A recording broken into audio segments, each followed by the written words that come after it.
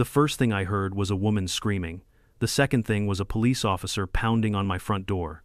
When I opened it, the cold shock hit me all at once. 2 police cruisers flooding my yard with red and blue light, neighbors gathering on their porches, and Karen standing in the middle of my driveway, shaking a stack of papers above her head like she was leading a crusade. "He's refusing to vacate my house," she shouted at the officers.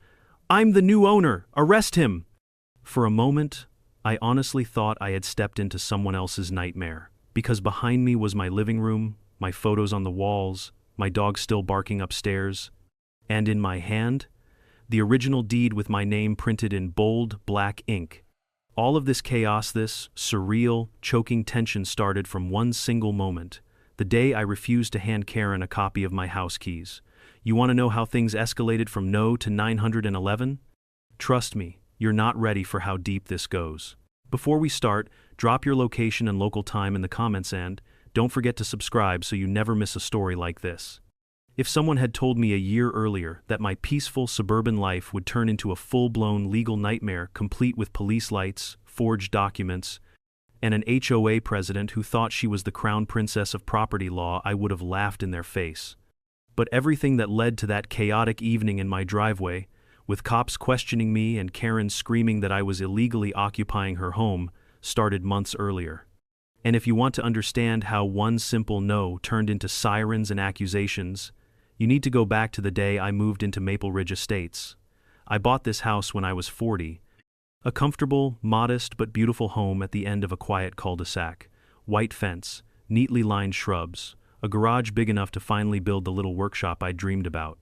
I work in IT security, the kind of job that pays well but also leaves you craving tranquility, structure, and a life without unnecessary drama. Maple Ridge Estates looked like the ideal fit.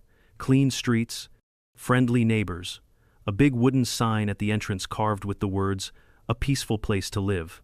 What the sign didn't say was, "Peaceful as long as you don't cross the HOA." I met Karen for the first time at a community meeting. She swept into the clubhouse wearing a neon pink blazer bright enough to qualify as a traffic hazard.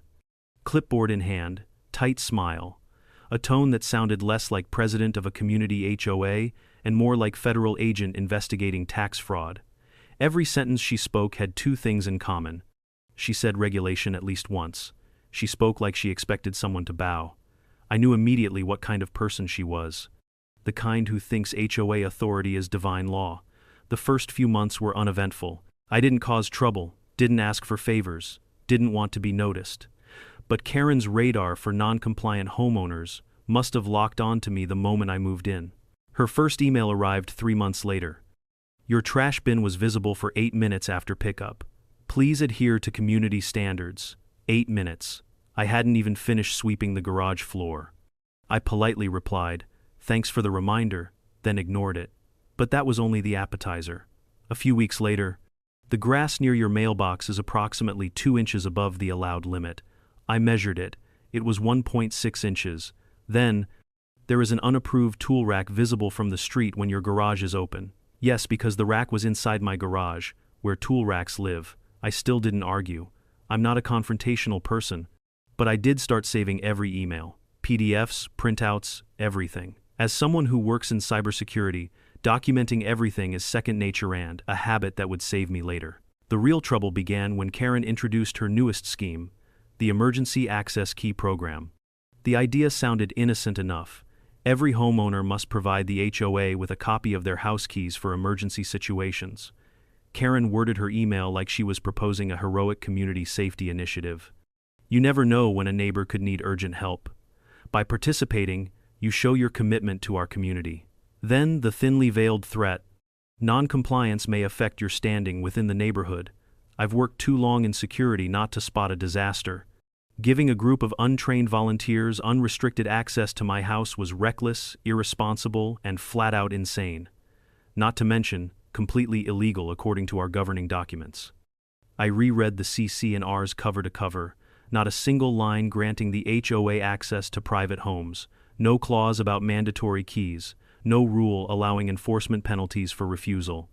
Nothing because the idea was absurd. So I replied clearly, I will not be providing any keys. HOA does not have legal authority to demand access to private residences. Karen responded in exactly 18 minutes. I know because I checked the timestamp. It is disappointing to see a homeowner refusing to support community initiatives. The board will review your refusal. Review my refusal sounded suspiciously like, we're going to find a way to punish you. From that day on, Karen marked me as an enemy. The next HOA newsletter included a passive-aggressive section titled, Certain Residents Are Jeopardizing Community Safety. Everyone knew exactly who certain residents meant. Neighbors began giving me strange looks. Some approached me casually on evening walks. Why won't you give them your keys? What are you hiding? I just smiled and said, privacy isn't a crime. But inside, I knew something was off. Nobody gets this fixated over a set of keys, unless they want something much, much bigger. One afternoon, Karen showed up at my front door with 2 board members. No appointment, no courtesy. Just 3 self-important HOA warriors blocking my porch like they were serving a warrant. She planted her heels on my welcome mat. We need your house keys. Now. I stood in the doorway, refusing to step aside. No. And that's final. Karen's face tightened like someone had pulled the strings too fast. You're making this harder than it needs to be. Compliance is mandatory. Not according to the governing documents, I said calmly. You would have thought I slapped her. The board members behind her stiffened, confused. Karen stepped close enough for me to smell her peppermint breath and rage. You don't want to lose your privileges in this community. Privileges? I glanced at my own lawn, my walkway, my home. I didn't need privileges. I had rights. Karen stormed off, but not before throwing a sentence over her shoulder that made my stomach sink. People who don't cooperate often find this neighborhood unsuitable for them. A threat, plain as day. That night I sat at my kitchen table, surrounded by every HOA document I'd received since moving in.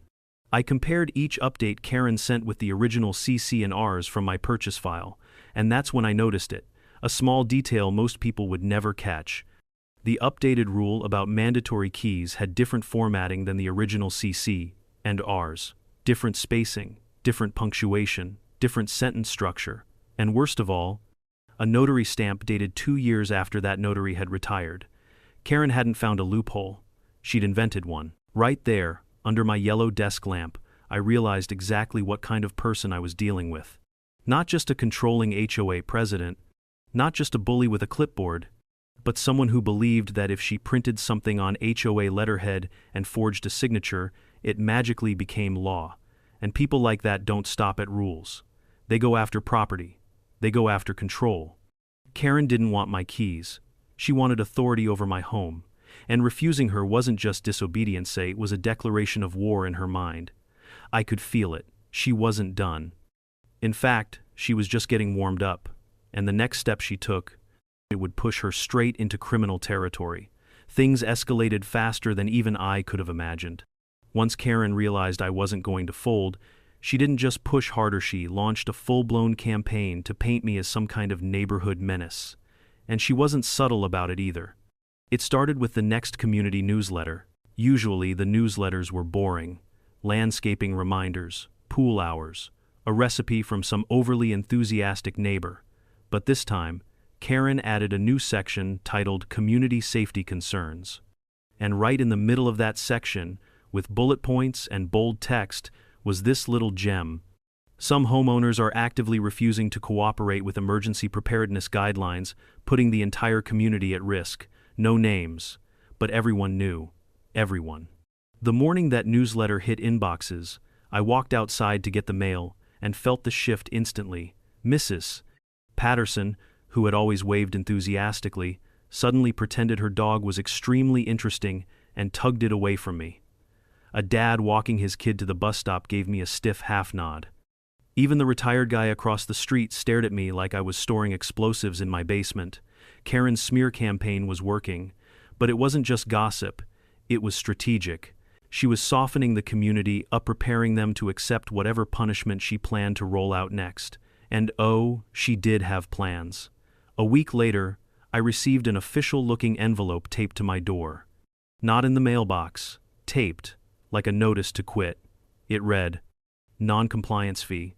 Due to your refusal to adhere to the Emergency Access Key program, fines will begin accumulating weekly until compliance is achieved. The amount, $150 per week. I laughed out loud. Not because it was funny, nothing about Karen's obsession was funny anymore, but because the arrogance was unbelievable. An HOA cannot legally create a fine out of thin air. Fines must be in the governing documents. They must be voted on. They must be recorded properly. Karen did none of that. I wrote back, "These fines are invalid. The requirement itself is invalid. Any attempt to enforce them will be considered harassment." Karen responded within 30 minutes, "Your refusal is noted. The board will proceed accordingly." Now, let me pause here and explain something about Karen. She wasn't just controlling.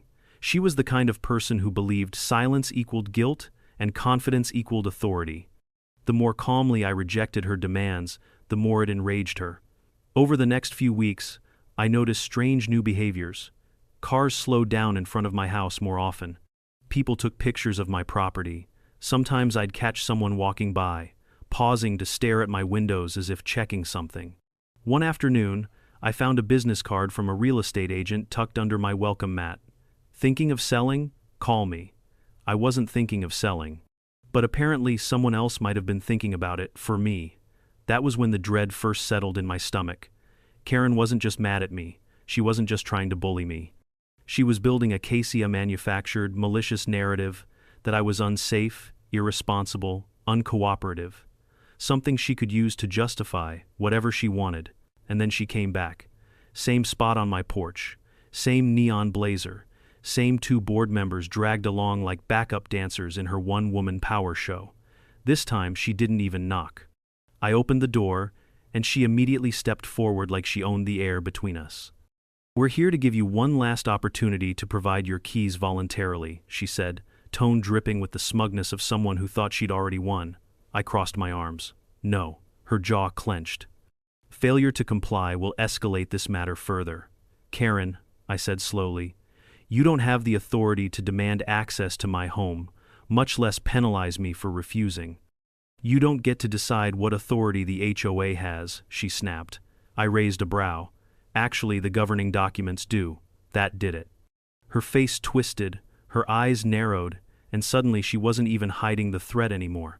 "You're making this neighborhood very difficult," she said. "And residents who undermine community unity often find themselves facing consequences they didn't expect."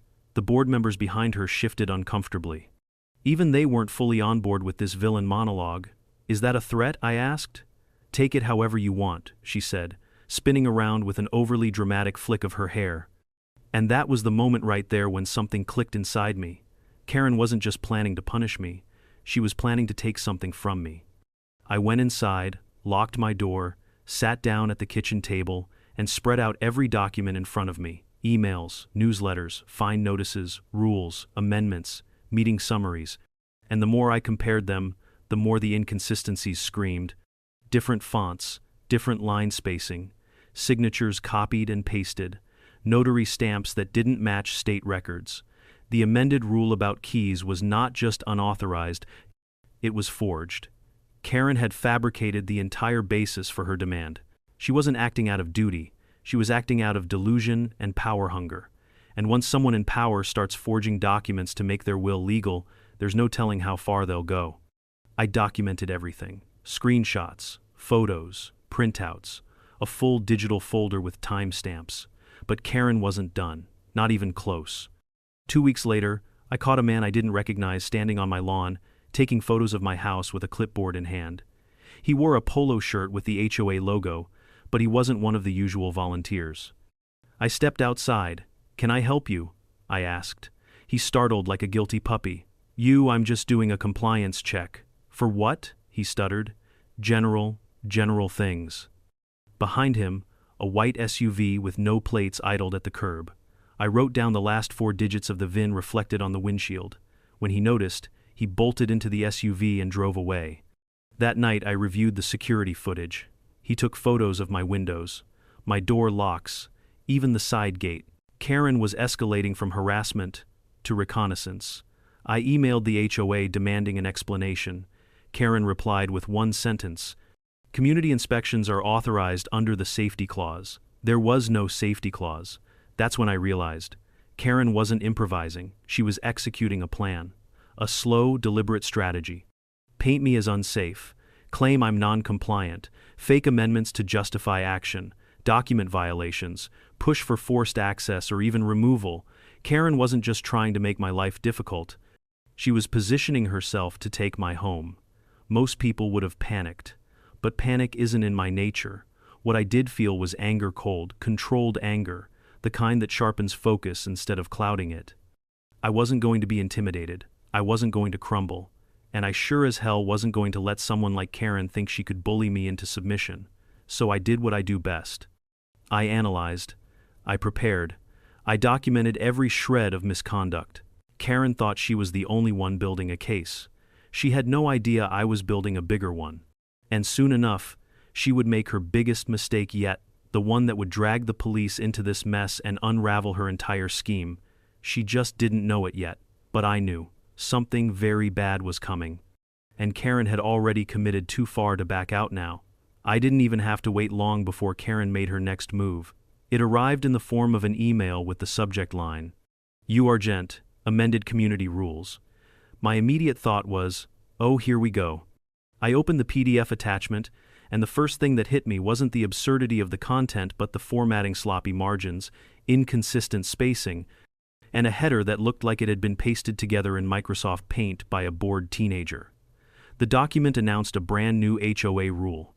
All homeowners are required to comply with the Emergency Access Key program. Refusal will result in fines, liens, and potential foreclosure proceedings under HOA authority. Foreclosure. Karen had jumped from, "You should give us your keys because community safety," to, "We will take your house if you don't." She wasn't even pretending anymore. I scrolled through the document slowly, reading every line twice. My cybersecurity background made it impossible not to notice the red flags. The layout was different from the legitimate CC&Rs. The terminology sounded like it had been ripped from a bad legal drama. And the notary signature? It was identical to one from an earlier document, pixel for pixel identical. Someone hadn't just forged a signature, they had copied and pasted it like a sticker. I printed the document, laid it on my kitchen table next to the original CC&Rs from when I bought the house, and used a yellow highlighter to mark every discrepancy.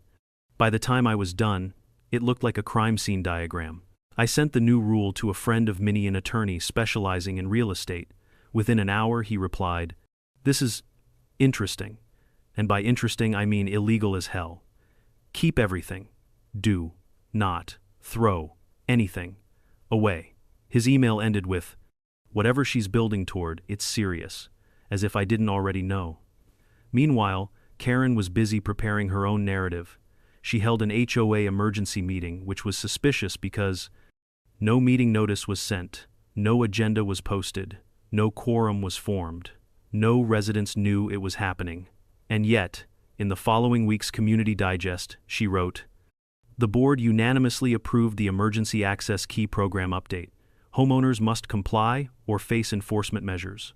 Unanimously? She had 3 board members, of whom I had seen nervously shifting around her like scared interns. The 3rd board member, Mrs. Grant, hadn't been seen at HOA events in months because she'd been recovering from surgery. Something told me Karen wasn't counting votes. She was inventing them. But the more she pushed, the more determined she became to present her fantasy as fact. That's the thing about people like Karen. They don't recognize lines, they only recognize obstacles to climb over. I noticed the next shift when I began seeing unfamiliar faces near my property, not just bystanders or curious neighbors, but people clearly documenting things. A man in a bright vest walked by slowly, stopping to photograph my fence. A woman pretended to jog but filmed my driveway with her phone. One morning, a teenager stood across the street sketching something in a notebook. None of them approached me. None asked questions. They just lingered long enough to make notes and leave. Karen was building a file, and I knew exactly what kind of file it was. The kind you use to convince a judge or a police officer that someone is dangerous, unstable, or negligent. She was setting the stage for something bigger. I doubled down on my documentation. I set up additional cameras around the property, adjusted angles, took time-stamped photos of the house daily, and created 3 separate backups of all my evidence on a portable SSD, one in cloud storage, and one printed and stored in a locked metal box. If Karen wanted a war, I was going to fight it with facts and timestamps. 2 weeks passed quietly, too quietly. Then came the day Karen decided to escalate everything all at once. It was a Saturday morning. I stepped outside to water the plants and saw a white envelope stuck in my doorframe. I opened it casually, but the contents sucked the air right out of my lungs. It was a final notice of HOA enforcement action stating I owed $2,700 in accumulated non-compliance fines. If I didn't pay within 14 days, the HOA would place a lien on my property. Failure to pay the lien could result in non-judicial foreclosure. At the bottom was a signature that was supposed to be mine, except it wasn't. It was a shaky, uneven scribble, clearly someone tracing or guessing what my signature looked like. Karen had forged my name. My hands shook with a mix of anger and disbelief. A forged signature wasn't just HOA nonsense, it was a crime. A serious one. And she had stapled it to a document threatening to take my house. She had crossed the line. I called my attorney immediately. He listened, didn't say a word, then let out a slow exhale. Yeah, that's fraud. This isn't an HOA squabble anymore. This is prosecutable. We scheduled a meeting with a county investigator the next week, but Karen wasn't about to wait that long.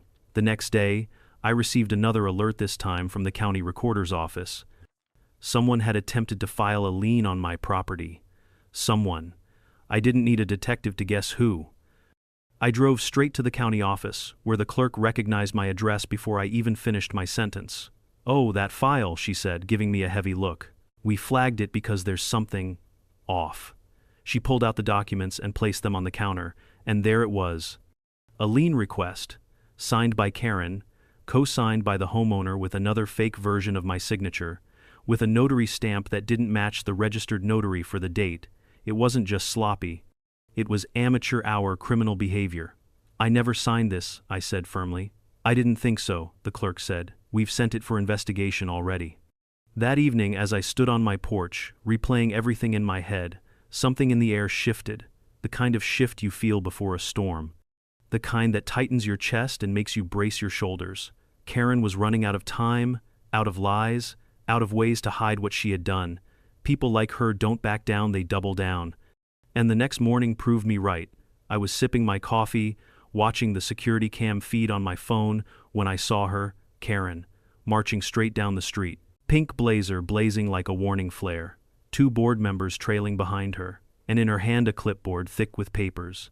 They stopped at the edge of my driveway. Karen looked at my house the way a vulture studies a wounded animal. Then she raised her clipboard and pointed it at my front door. She didn't knock this time. She didn't wait. She didn't hesitate. She dialed 911. I watched her speak animatedly, pacing, gesturing, pointing at my house like she was reporting a hostage situation. Her voice carried across the yard, even though I couldn't hear the exact words. But I didn't need audio. I knew exactly what she was saying. The lie she'd been building, constructing carefully brick by fraudulent brick, was finally ready for her big performance. Karen wasn't going to threaten me anymore. She was going to try to have me removed. She was going to claim she was the new owner. And it was only a matter of minutes before the police cars rolled up, lights flashing, and the officer knocked on my door with that hesitant, uncomfortable expression of someone walking into a mess he didn't understand. Karen had finally set her trap, but she had no idea I'd already dug one for her. Bigger, deeper, and filled with every piece of evidence she'd ever forged.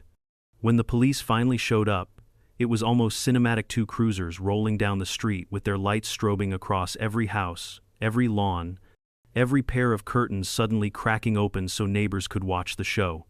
Karen must have felt like the star of the episode she had scripted for months. I stood in my foyer, watching the scene unfold through the front window. The officers stepped out, exchanged a few words with her, then looked toward my house with that "God, I hope this isn't as stupid as it sounds" expression. I couldn't blame them. Karen was waving her clipboard like a cheerleader with a weapon, pointing toward my home with jerky, exaggerated motions. Even from a distance, I could tell she was hyped, up cheeks flushed, hair frizzing from stress, voice sharp enough to pierce bulletproof glass. I opened the door before they had a chance to knock. The older officer, the one with graying hair and the posture of someone who'd seen too many HOA disputes, gave me a careful nod. "Sir, are you the resident here?" I nodded. "I am the owner of this house." Behind him, Karen shrieked, "No, he is not. He's refusing to vacate my property." I filed the foreclosure, I have the documents, he's illegally occupying my home. The younger officer's eyes darted between us like he was watching a ping-pong match. I sighed slowly. You might want to see the deed. Karen stomped forward. No, show them the real documents. The HOA has already taken legal possession. He's trespassing. He is a dangerous, uncooperative individual. Dangerous? I nearly laughed. I'm a middle-aged IT guy who drinks chamomile tea to calm down after stressful meetings. The most dangerous thing about me is my cholesterol, but Karen wasn't letting go of her delusion. She shoved a stack of paperwork toward the officers. It was the same junk she'd been mailing me for weeks: fake amendments, the fraudulent liens, and a printout claiming I had signed a payment plan with a signature that looked like a drunk toddler wrote it with their foot. The officers took the papers politely but exchanged a glance. Even they could tell something was off.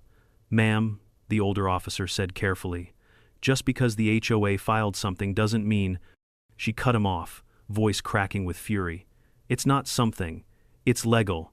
He refused to provide keys. He refused to comply. That's grounds for seizure. The younger officer blinked. Ma'am, refusing to give the HOA a house key is not grounds for anything. Karen whipped around and glared at him as if he were the problem. I took a step back and gestured toward the inside of my home. Officers, would you like to come in? I think it'll be easier if you see the real documents. They looked at each other, nodded, and followed me inside. Karen tried to barge in behind them, but the older officer held out a hand. Ma'am, stay outside for now. She gasped like he had slapped her. But I'm the owner. He didn't respond. He didn't have to. His raised eyebrow said enough. Inside, I led them to the dining table, where I already had everything laid out: the real deed, property tax statements, mortgage statements, closing documents, even the original CC&Rs from when I purchased the house. The whole timeline, from legitimate documents to Karen's fabricated nonsense, was organized in neat stacks.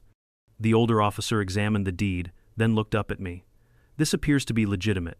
It is legitimate, I said, and every single document Karen gave you is fraudulent, including the forged signature that's supposed to be mine. I handed him the fake payment plan with my signature. He stared. That doesn't match. No, I said simply, because I didn't sign it.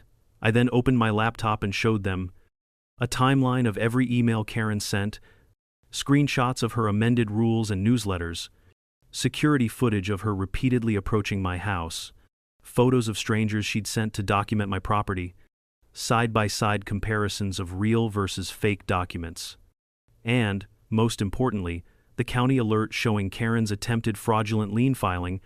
By the time I finished, both officers were quiet. Not suspicious quiet, more like, oh hell, we walked into a felony quiet. Sir, the younger officer said slowly, you said you've reported this to the county already? Yes, and they flagged the lien as fraudulent. There's an investigator assigned to it. The older officer sat back, exhaled, and rubbed his forehead. This is a civil and criminal mess. Karen, meanwhile, was still outside, shouting, pacing, and throwing her arms around. Through the window, we could hear her yelling, "He's lying! He's dangerous! He threatened me!" Ah, yes, the classic Karen maneuver. When caught, escalate the victim card. I clicked the screen again. You'll want to see this. The footage played. The confrontation weeks earlier on my doorstep. Her yelling, her demands, her threats. My calm responses.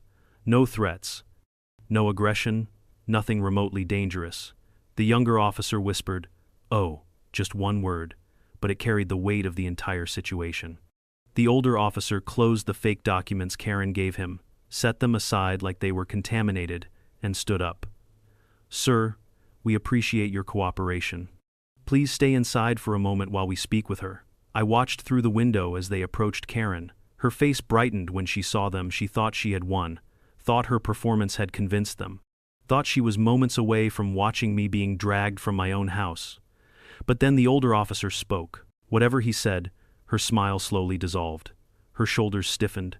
Her body language changed from triumphant to panicked. She started waving her arms again, trying to thrust her paperwork at them, but this time the officers didn't take it. The younger officer kept his hands up in a calming gesture, but his expression wasn't sympathetic anymore. It was cautious, professional, distance measured. Karen's voice rose again. No, you don't understand. I have authority here. I have full legal control. The older officer told her something short and sharp. Her jaw dropped. She sputtered. Lies. All lies. Then he reached for his radio. Karen froze. It was the first time I had ever seen her stop moving.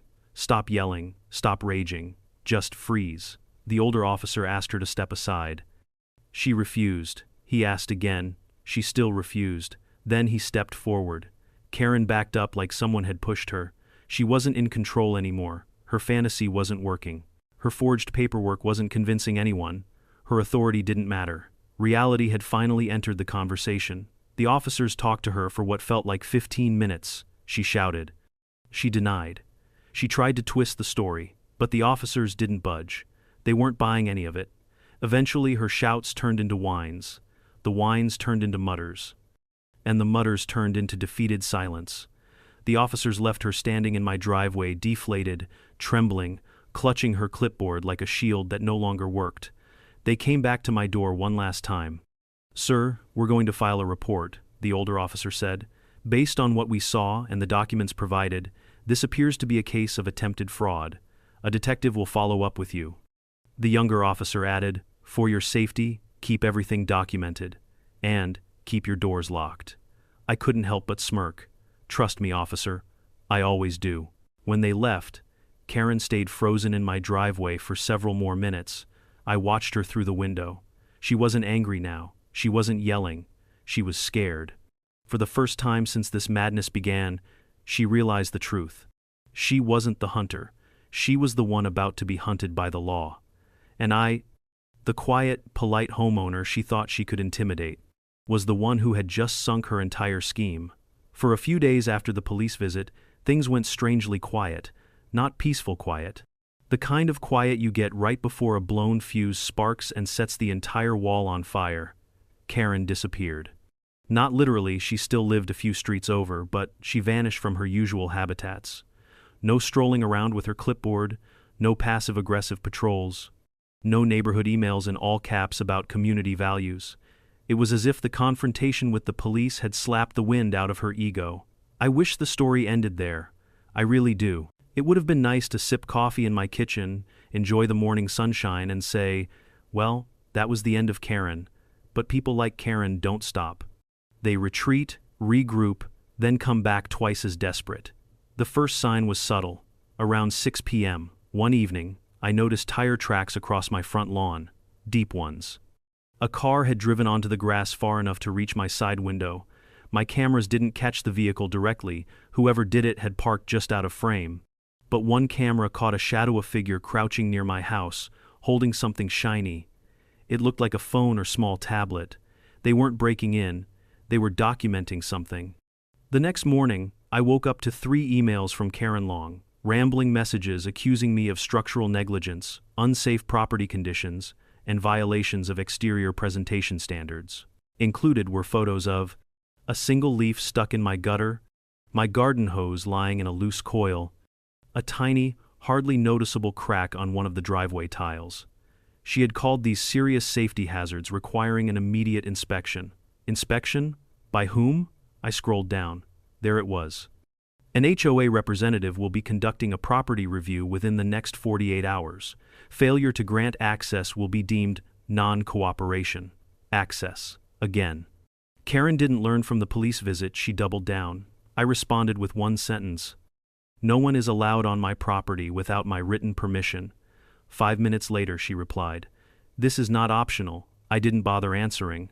Instead, I installed 2 more cameras facing the lawn and the sidewalk, one facing the back gate. The next incident happened 3 days later. I was working in my home office when I saw movement on my front camera.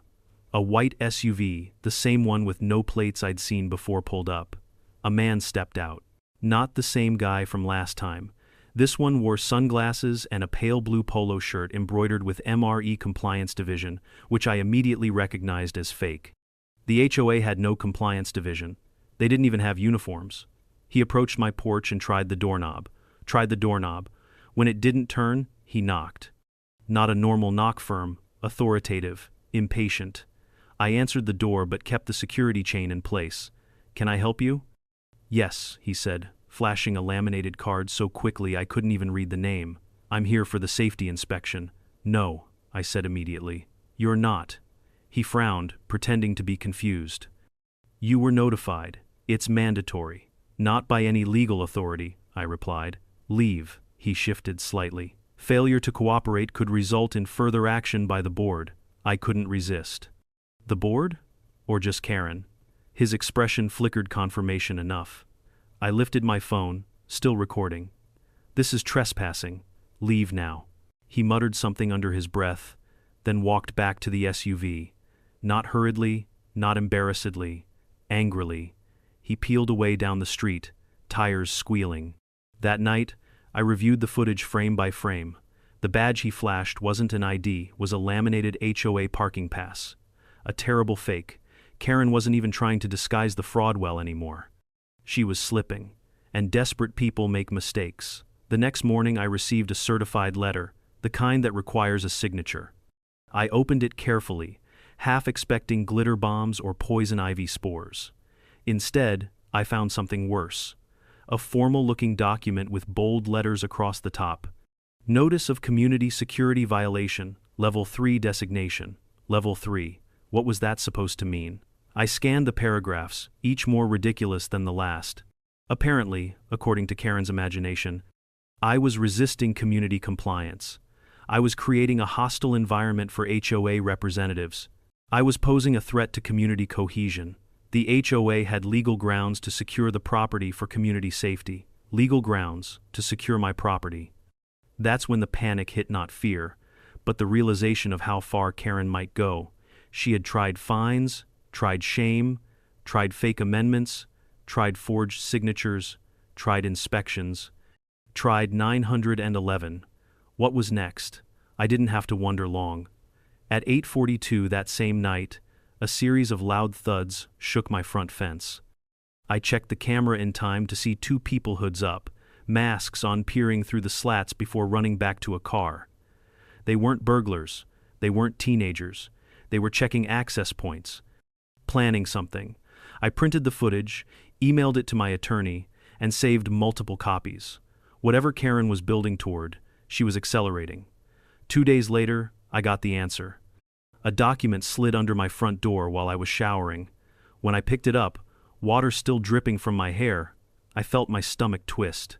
It was a HOA internal transition plan, a messy 3-page collection of pseudo-legal language outlining how the HOA would take possession of my home, how they planned to reassign the property to a qualified community member, how the HOA would change the locks for security purposes, how they would remove the current occupant without delay, and at the top, stamped in crooked red ink, were the words, "Prepared by President Karen Harrison." She didn't even try to hide it. She wanted my house so badly she'd written herself a decree. But the most insane part wasn't the document itself, it was the attachment. A printed MLS listing draft, with pictures of my home, my living room, my backyard, my kitchen. Someone had broken onto the property to take them. The listing price? $489,000. A bargain, apparently, because the HOA wasn't planning to sell it, they were planning to transfer it. My phone nearly slipped out of my hands as I stared at the papers. This wasn't bullying anymore. This wasn't intimidation. This was attempted theft. Large-scale, organized, calculated, criminal. I spent the rest of the day compiling an airtight digital dossier to present to the investigator every document, every video, every inconsistency, every date, every attempt she made to enter my property illegally. Every forged signature, every threat. I didn't sleep that night, not because I was afraid, but because I had too much work to do. By the next morning, I had a binder thick enough to stop a bullet. And Karen was out of time. Because 2 hours after sunrise, as I was making coffee, a notification buzzed on my phone. County Investigator Morales wanted to meet. He had reviewed the fraudulent lien, the fake amendments, and the forged documents. He had questions, a lot of them, but he didn't want to meet at the police station. He wanted to meet at my house. Something big had shifted, and Karen, she was about to face the consequences she thought she was immune to. She had built a paper castle of lies. and I was about to burn it down with the truth. Investigator Morales showed up at my house early the next morning, early enough that I was still on my first cup of coffee, standing barefoot in the kitchen. I spotted him through the camera feed before he knocked. Mid-50 seconds, tall, sharp gaze, wearing a charcoal jacket and holding a slim leather folder tucked under his arm. The kind of man who didn't waste time and didn't tolerate nonsense. When I opened the door, he gave me a respectful nod. "Mr. Coleman, that's me. I'm Investigator Morales with the county. I understand you filed a report regarding attempted lien fraud by your HOA. Attempted and failed, I said, mostly because they're terrible at forging signatures." He cracked a faint smile. "If it's as bad as the preliminary reviewer said, this should be straightforward." I stepped aside to let him in, and his eyes immediately scanned my organized table me binder, photos, security screenshots, emails, all laid out in forensic order. He seemed impressed. "You weren't kidding," he said. "This looks like an entire case file already." "I work in cybersecurity," I replied. "Documentation is a habit." He sat down and I began walking him through the evidence. Every time I flipped to a new page, his eyebrows rose a little higher. "Fake notarization," he said, tapping one page, clearly forged. He picked up another document. "This isn't even formatted correctly. It's missing the statutory foreclosure notice requirements. Completely invalid." Then he held up the alleged payment agreement. This would be comical if it weren't criminal. We went through each piece meticulously. Fraudulent amendment notices, fake HOA resolution, unauthorized inspections, mystery SUV, photos of people trespassing, the absurd transition plan for taking my home, the printed MLS listing. When he saw that one, he sat back and exhaled a long, tight breath. "They drafted a listing," he murmured. "She seriously prepared a listing for a house she doesn't own. And took photos from my side yard," I added. He rubbed his jaw. "This is no longer just fraud, it's attempted property theft. And harassment," I said. "And criminal impersonation," he added, pointing at the fake compliance officer. He turned the page again and paused. "And this attempted lien filing, I reviewed it personally." I watched his face closely. "What did you find?" I asked. He leaned forward. "The notary number belonged to a woman who passed away in 2018. I felt something cold settle in my chest." "So Karen used a dead woman's seal?" "No," he said. "Someone scanned a notary stamp from an old document and pasted it onto this one. But whoever did it didn't bother checking the date." I shook my head. "Unbelievable." He closed the binder slowly, hands resting on the cover. Then he looked at me. "Mr. Coleman, you do know this may result in criminal charges?" "I was hoping you'd say that." He nodded. "But first, I need to ask. Has she attempted physical entry or forced access?" "Not yet," I said, "but she's working her way there. She sent people to my property. Tried to enter. Tried to scare me. Tried to make me vacate voluntarily." He jotted notes. "And called 911 claiming she was the owner." "Yes, that," he said, "is false reporting, especially when paired with fraudulent documents presented to law enforcement." He closed his notebook. "I'll be interviewing her next." I didn't envy him. Before he left, he handed me his card. "If she approaches you again, or if you see anyone attempting to enter this property, call me. Directly. Don't wait." "Trust me," I said. "I've been waiting for someone on your side to understand what she's doing." He nodded and stepped out, and that's when the real fireworks began. Because the moment the investigator visited my home, Karen noticed. How do I know? Because exactly 20 minutes later, she sent a mass HOA email with the subject line, "UArgent community warning. Misinformation spread by a homeowner. Typical Karen when cornered, she doesn't retreat. She detonates." The email was long, rambly, unhinged. She accused me of spreading lies about the HOA, fabricating documents, the irony, threatening board members, weaponizing law enforcement, endangering the community by refusing legal HOA directives, being mentally unstable and unpredictable. She even wrote, "The HOA is forced to take emergency action to secure community safety. Please report any suspicious activity by the homeowner at 1128 Willow Bend immediately." She included my address. She actually listed my address to the entire community. Within the hour, my inbox filled with confused messages from a few neighbors who weren't brainwashed. Others just stayed suspiciously silent. One even knocked on my door later that evening, a nervous older man clutching the newsletter printout. "Is any of this real?" he asked. "No," I replied, "but what she's doing is—" Around 9 p.m., my phone buzzed. A text. From an unknown number. "You think you can get me in trouble? Just wait, Karen." Obviously. At 9:13 p.m., I saw movement on my side camera. Someone tugged on my gate. Hard. Then left after noticing the camera blinking. At 10:02, someone walked past my driveway, filming my garage with their phone. At 10:47, a silver sedan parked across the street for 10 minutes before leaving. Karen had unleashed a witch hunt. The next morning, things escalated again. A notice appeared on my door, not printed, handwritten. "You are ordered to vacate this property within 24 hours. No letterhead, no signature, just Karen's handwriting recognizable from every passive-aggressive note she'd ever taped to a trash bin. I took a picture and forwarded it to Morales. His response was immediate. "Thank you. This will be added to the case." But Karen wasn't done humiliating herself yet. Later that afternoon, she marched right up to my yard with 2 board members in tow, same pathetic duo as always. I stepped onto the porch, folded my arms, and waited. Karen planted herself in the center of my walkway like she was about to declare war. "We have reviewed Mr. Coleman's continuing violations," she announced loudly, clearly performing for her tiny audience, "and the HOA has reached a unanimous decision. You are no longer fit to reside in this community." I blinked. "Is that so?" "Yes," she snapped. "We have the authority." "No," I said calmly, "you very much don't." She held up a stack of papers again, probably the same forged junk. "These documents prove—" I cut her off. "Those documents will be turned over to Investigator Morales tomorrow." Her face changed. A twitch, a flicker of fear, then rage. "You called the county on me?" she screeched. "No," I said. "I reported fraud. The county called you." She opened her mouth to scream something else, but the board members suddenly looked nervous. They stepped back slowly, as if realizing they were standing next to a ticking bomb. Karen jabbed a finger toward my door.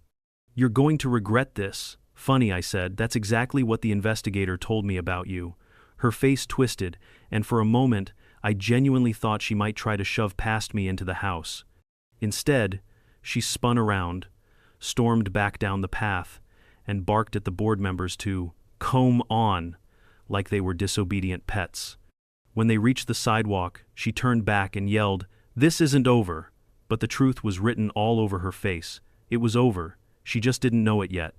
Because less than an hour later, I got another call from Investigator Morales. "Mr. Coleman," he said, voice steady in that way that tells you something serious is happening. "I spoke with Miss Harrison." "Oh?" I asked lightly. "How'd that go?" There was a brief pause, a heavy one. "She was not cooperative, and she attempted to present forged documents to the county." I swallowed. "She did what?" "Yes," he said, "in front of multiple witnesses."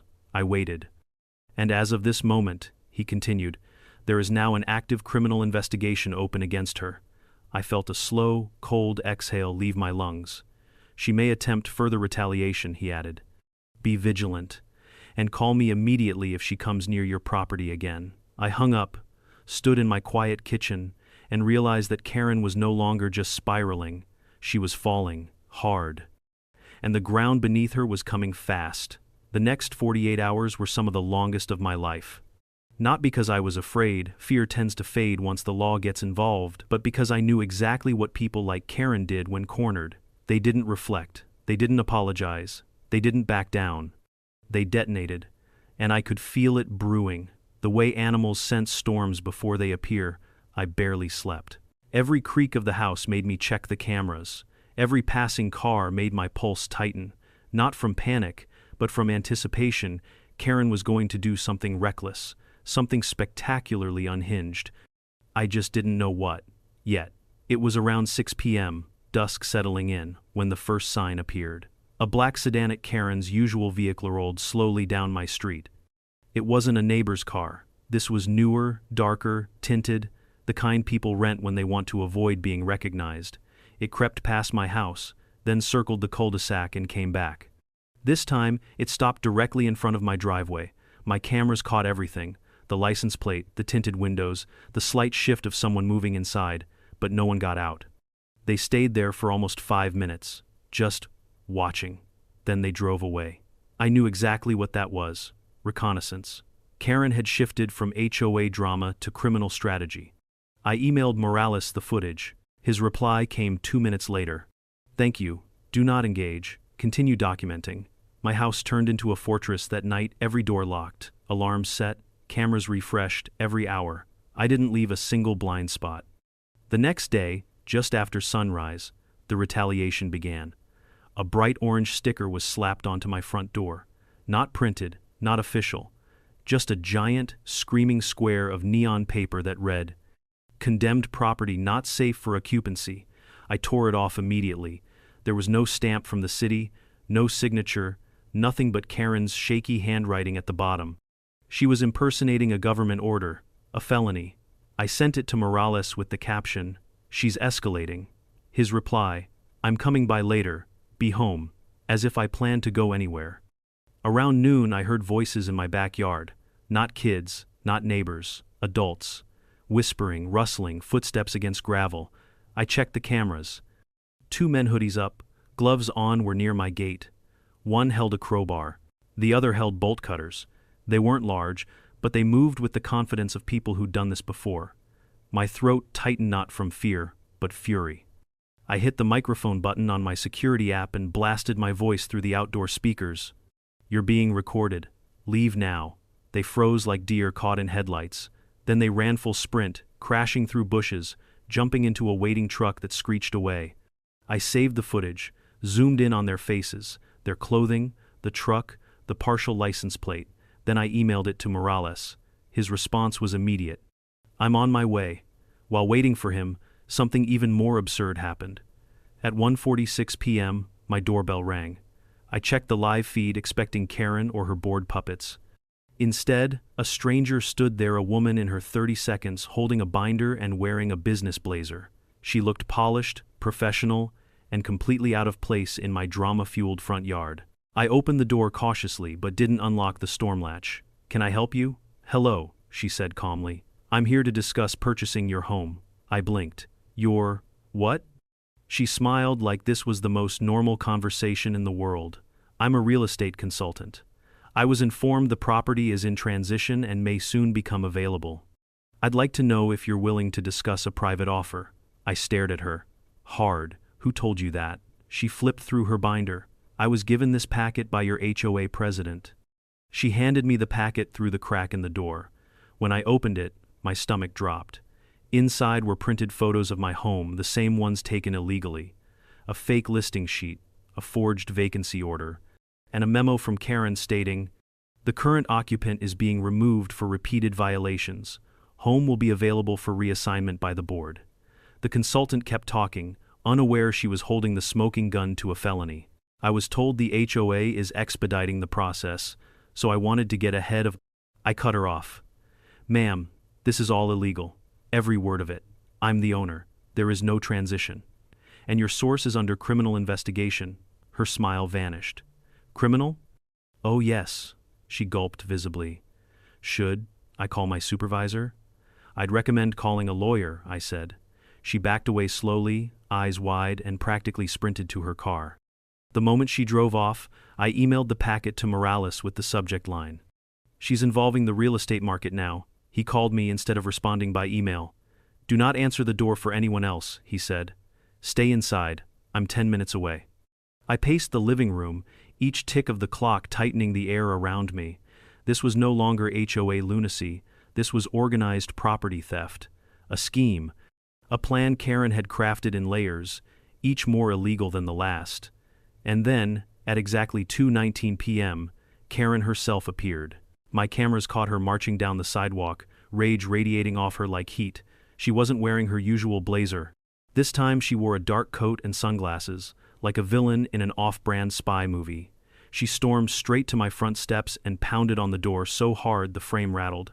"Open up!" I didn't. "Open this door right now." I didn't move. Through the doorbell camera, I could see her chest heaving. She was shaking with fury, hair wild, breath coming out in visible puffs. She wasn't even pretending anymore. "I know what you're doing," she screamed. "You think the county can stop me? You think they'll believe you? They won't. The HOA board stands with me." That was a lie. I'd seen the fear in the board members' faces. They were seconds away from abandoning her. She banged again. "I will take what's mine. Do you hear me? I will take this house back." Take it back? She never owned it. She was losing her grip on reality. I spoke through the security speaker. "Karen, leave the property. The investigator is on his way." She froze. Her head snapped up. "He's what? On his way?" She began shaking her head frantically like a child denied candy. "No. No, no, no, no, this isn't how this goes. I am the president. I make the rules." Her voice cracked into a near scream. "You can't do this to me. You can't ruin everything. This is my community." And then right on Quaya, black SUV pulled up behind her. Not the sedan, not the plateless SUV, a county vehicle. Investigator Morales stepped out. Karen spun around, eyes widening with pure, unfiltered panic. "No, no, you can't be here. I didn't do anything." His voice was steady. "Miss Harrison, I need you to step away from the property." Her head whipped toward him, then back to the doorbell camera, then to him again. A trapped predator. "You don't understand," she hissed. "He's lying. He forged the documents. He's trying to steal the house. Miss Harrison," Morales repeated, "step away. Now." Karen didn't move. So he stepped forward. She stumbled back, hands shaking. "You can't take me in. You can't. I didn't do anything wrong." He didn't even answer. He just raised his hand toward his radio. Karen broke. She bolted down the sidewalk like she thought she could outrun law enforcement. But she didn't make it more than 6 feet before 2 more county officers approached from the opposite direction. She skidded to a stop, breath hitching, hair wild, frantic. "No," she whispered. "No, no, this isn't supposed to happen." But it was. It was happening exactly the way she'd earned it. When Morales put his hand gently on her arm, not harsh, not aggressive, just firm, she looked like the world was ending. A scream tore out of her throat. "He ruined my life." But she wasn't screaming at the officers. She was screaming at my house, screaming at me.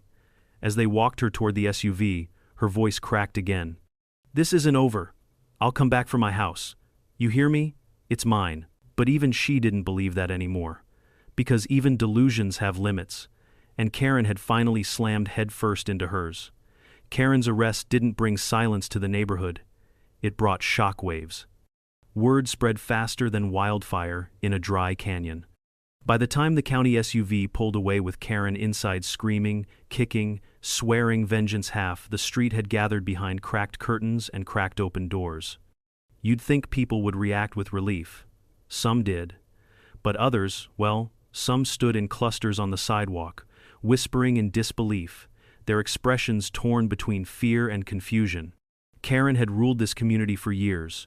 She was the queen of petty power, the one they all obeyed or tolerated because fighting her felt impossible. Now she was gone, dragged off by investigators, exposed, humiliated. And the kingdom she'd built on intimidation? It started collapsing instantly. I watched from behind my front window as Morales and his team gathered evidence, snapping photos of the fake condemnation sticker, the footprints near my gate, and the notes Karen had left. When he finished, he walked back toward my door and I stepped outside to meet him. "She won't be returning anytime soon," he said, voice steady. "She's facing multiple charges: fraud, forgery, false reporting, trespassing, attempted unlawful seizure of property. This case..." He let out a breath. "This case is extensive." I crossed my arms. "What happens next?" "She'll be processed, questioned, and held until a judge reviews the case. She might make bail, but she won't be allowed to return here. A restraining order will be recommended.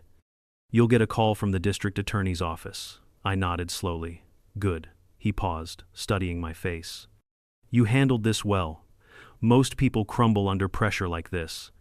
"I've dealt with cybercriminals," I said quietly. Karen was basically a less sophisticated version.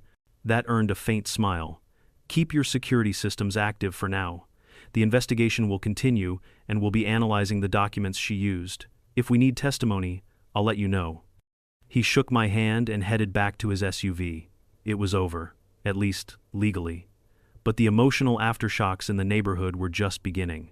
Within an hour, board members were knocking nervously on my door first, the tall, anxious-looking man who always stood behind Karen like a terrified shadow. He stood there wringing his hands like he expected me to yell at him. Mr. Coleman?" he stammered. We didn't know what she was doing." I raised an eyebrow. "Really? You didn't know she forged documents? Filed fake liens? Tried to sell my house?" He flinched. "She said it was legitimate. She said lawyers approved it. She said..." "You believed her?" He swallowed hard. "She was very convincing. I almost felt bad for him.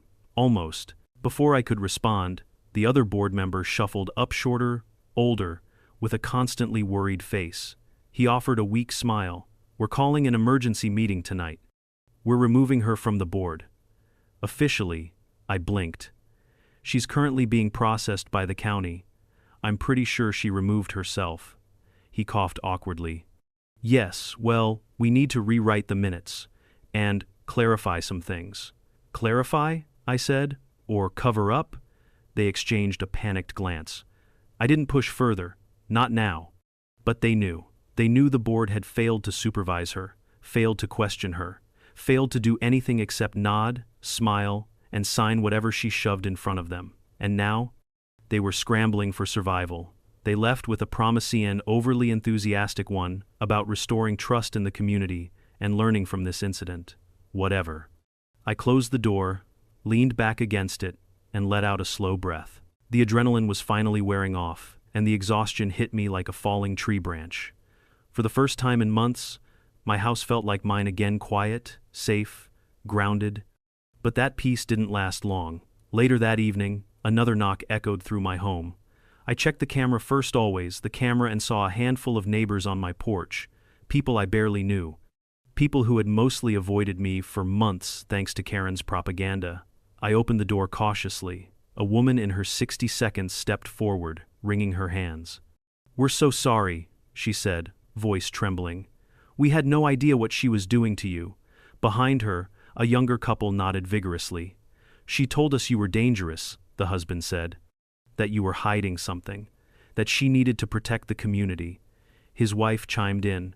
"We're embarrassed we believed her." I sighed, more tired than angry. She manipulated everyone. More neighbors arrived. Some apologized. Some looked horrified. Some cried, literally cried, because they had trusted Karen for years.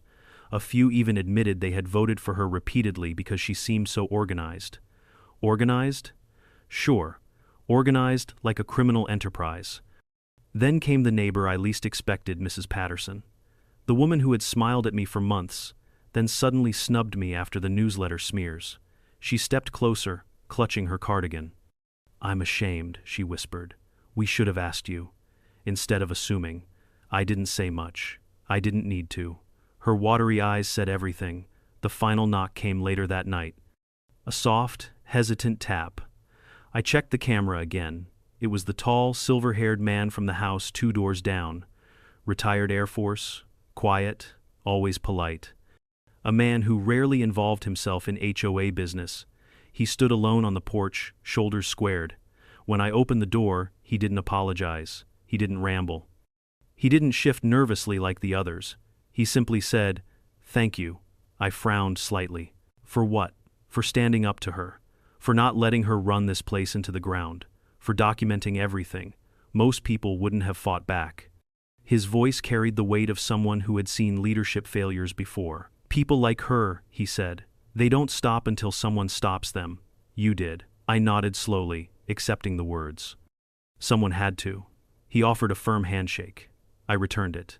Then he walked away without another word. When the last neighbor was gone and the street grew quiet, I stepped outside onto the porch and looked around the neighborhood, my neighborhood. For the first time it felt different. Lighter, freer. The fear that had infected the community under Karen's reign was dissipating. The tightness in people's shoulders was gone. The hushed gossip had died out. A strange, collective exhale passed through the street like the end of a long, exhausting storm. But the story wasn't done. Not yet. The next morning I received an official packet from the district attorney's office. Inside were the charges filed against Karen, a preliminary court date, a victim statement form, a request for digital evidence, a proposed restraining order, and a letter explaining the severity of the case. Karen wasn't just being investigated, she was being prosecuted. The charges included attempted real estate fraud, filing a fraudulent lien, document forgery, false reporting to law enforcement, conspiracy to commit unlawful eviction, trespassing, harassment, impersonation of government authority, and interference with a law enforcement investigation. It was a list long enough to wrap around my porch. Later that same afternoon, the HOA board held their emergency meeting. You would think they'd host it in the clubhouse like usual, but no, they held it over Zoom because none of them wanted to face the residents in person. I watched from my living room, popcorn in hand. The screen filled with 30 anxious homeowner faces. The vice president cleared his throat. "We, are removing Miss Harrison from the HOA board." Someone in the chat typed, "No kidding." Another typed, "You waited until she was arrested?" The board stumbled through excuses, claiming they didn't know the extent of her actions, trusted her leadership, and believed she was acting in the best interest of the community. Half the residents weren't buying it. The chat turned into a battlefield. Why didn't you question her? Why didn't you review the documents? Why did you sign off on fake amendments? You let her bully people. She threatened my husband too. Eventually, one resident unmuted herself and shouted, "You let this happen." It was pure chaos, a digital riot, and in the middle of it, I sat on my couch, sipping coffee, watching the very organization that tried to steal my home crumble into pieces. By the end of the meeting, 2 board members resigned. The remaining one called for a community vote to restructure the HOA entirely. Almost everyone agreed. The Karen era was over, and the HOA she manipulated for years was collapsing under its own weight. But there was still one more chapter ahead, a courtroom, a verdict, and a chance for Karen to finally face every consequence she'd tried to inflict on me. The weeks leading up to the hearing felt surreal. For the first time in months, my home was calm. No mysterious cars parked outside, no fake inspectors, no threats taped to my door, no one creeping around my fence with a camera or clipboard. The silence felt almost artificial at first, like a wound healing slower than the pain fades.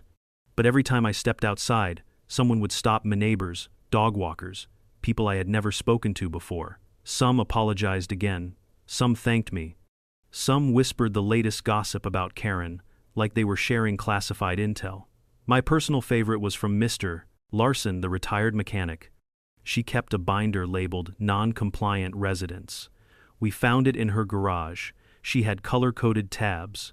Color-coded? Of course she did. The HOA, in shambles after Karen's meltdown, scrambled desperately to fix their image. They hosted community dialogue sessions, passed out surveys, and sent out overly cheerful emails full of emojis like they were running a summer camp instead of an organization that nearly helped someone steal my home. But no matter how much the HOA tried to pretend everything was normal, the truth hung in the air like thick fog. Everyone was waiting for the court hearing. Everyone. And so was I. The morning of Karen's preliminary appearance, I put on a clean shirt, grabbed my Binderthy thick one Morales had complimented, and drove down to the county courthouse. The air in the parking lot buzzed with tension. A few neighbors were there too. Apparently the drama had become a community event. Inside, the courtroom was smaller than I expected. Pale walls, polished wooden benches, a seal above the judge's bench that seemed to stare down at everyone with a "don't you dare waste my time" expression. Karen sat at the defendant's table.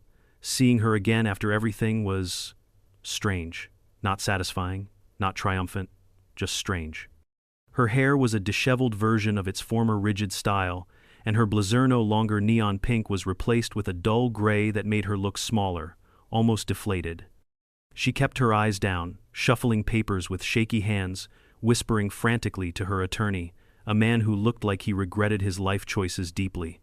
Around us, people whispered, "That's her. She really tried to take his house? Unbelievable. She forged a dead notary's signature." I didn't engage in any of it. I simply waited. When the judge entered, every whisper died instantly. Karen's attorney did the usual routine claims of misunderstanding, procedural confusion, overzealous HOA policy enforcement, and my personal favorite, my client believed she was operating within her rightful authority. The judge cut him off with a sharp, irritated glance. She attempted to file a fraudulent lien on a home that was not hers. She impersonated legal authority. She forged signatures. She misled law enforcement. She initiated a false report that caused officers to respond under the belief that a crime was in progress. Do you expect this court to believe she did all that by mistake? The attorney shrank. Your Honor, we're simply suggesting. No, the judge snapped. You're excusing. I'm not interested in excuses today. Karen's shoulders trembled. Then it was my turn. I stepped up to the witness stand, placed a hand on the worn leather Bible, and swore to tell the truth. My voice was calm, steadier than I expected as I recounted the timeline. Every forged document, every fraudulent claim, every threat, every fake inspection, every time Karen trespassed or sent others to do it. When I showed the judge the transition plan where Karen literally drafted a document planning to seize my home, the judge's eyebrows shot up so fast I almost laughed. Then came the fake MLS listing. The courtroom murmured like a hive of shocked bees. Miss Harrison, the judge said slowly, you attempted to list a property for sale that did not belong to you? Karen started crying, not soft sniffles but loud, messy sobs. Her voice cracked as she shook her head over and over. He was refusing to follow rules. He was a danger to the community. I had to protect the neighborhood. I had to act. By stealing his house? The judge said sharply. Karen froze, mouth open. Her attorney tried again. Your Honor, what my client meant to say. Your client meant exactly what she said, the judge replied. Her intent is clear. Then the judge turned to me. Mr. Coleman, thank you for your diligence in documenting everything. Your record-keeping prevented a significant injustice. I nodded, swallowing the lump in my throat. It felt strange to hear that out loud. The judge took a long pause, then spoke with a tone that echoed through the entire courtroom. Based on the evidence presented, the court finds that Miss Karen Harrison engaged in